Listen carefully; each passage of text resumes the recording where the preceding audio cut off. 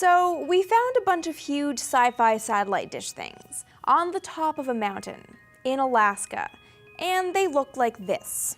And we just figured out why they're there and what they do, and it's really weird.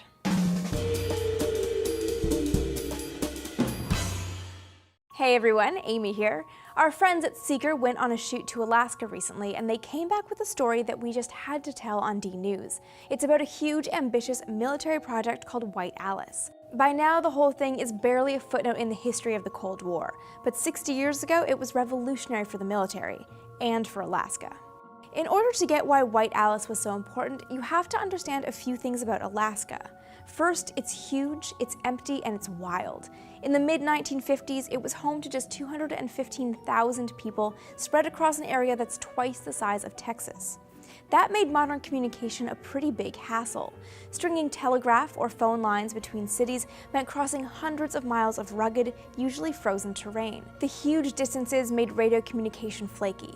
Even high-frequency signals fritzed out when the northern lights appeared. This was all a big problem because during the Cold War, the US military needed good comm networks in Alaska. Pearl Harbor was still fresh in everyone's mind, and the government feared a far north sneak attack from the Soviets. Alaska and Russia are only 53 miles apart at the Bering Strait. It's such a narrow divide that the region became known as the Ice Curtain. The US and Canadian Air Forces set up a series of radar listening posts along the Arctic Ocean, but they needed a way to relay information across the state, and fast. And that is where White Alice came in. Beginning in 1955, the Air Force and Army built a network of communications hubs that used a very new technology to connect with one another. Phone calls and other data were transmitted via microwaves, beamed up into the air, bounced off the Earth's atmosphere, and back down to a receiving site. Each hub had two sets of dishes, one set for receiving a signal and another for broadcasting it back out to the next hub. The process, called tropospheric scattering, had, and still has, a lot of advantages over other technologies. First, bouncing signals off the atmosphere means that hubs don't need a clear line of sight to communicate, which is a useful thing in a mountainous place like Alaska. This way, White Alice sites could be 200 miles apart. The signal could also support multiple phone calls at the same time, something few other systems could manage. And, crucially for the military, it was secure. Once a signal is beamed out, it can only be received at one exact spot, making it next to impossible to intercept the signal along the way. All in all, the military built 22 tropospheric scattering sites across Alaska, eventually spending around $300 million. And it wasn't alone. Similar networks sprung up all around the world. The US even connected Hawaii to the Philippines through the Pacific Scatter system. But it might have had the biggest impact on Alaska, uniting the new state in ways no other technology could have. But before White Alice was even complete, a new technology arrived to replace it. In 1957, the Soviets launched Sputnik, the world's first artificial satellite.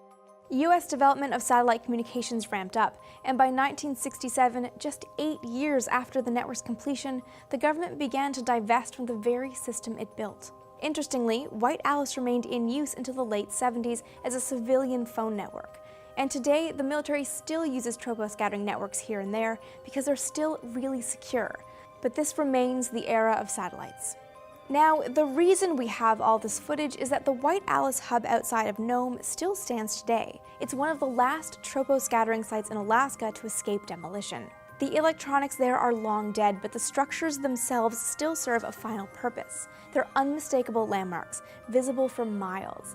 And they still help hunters and travelers out on the tundra find their way home to Nome. Like I mentioned earlier, this story came out of a much larger trip to the Bering Strait, and the Seeker Daily team has a great video about how the whole world might need the strait soon. To watch that video, click here. The world is coming here. It's huge. It's changing the world.